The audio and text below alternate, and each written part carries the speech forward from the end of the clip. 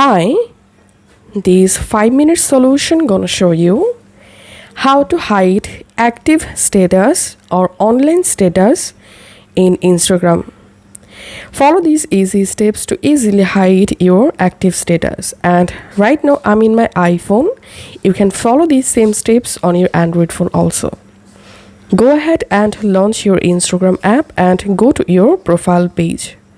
From your profile page, tap on this hamburger menu.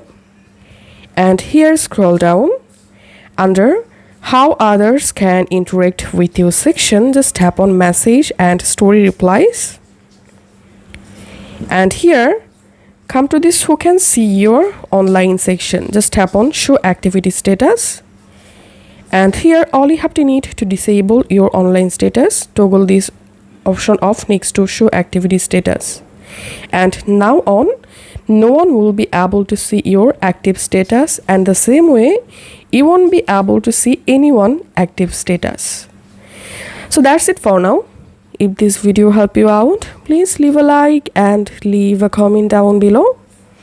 Thank you for watching.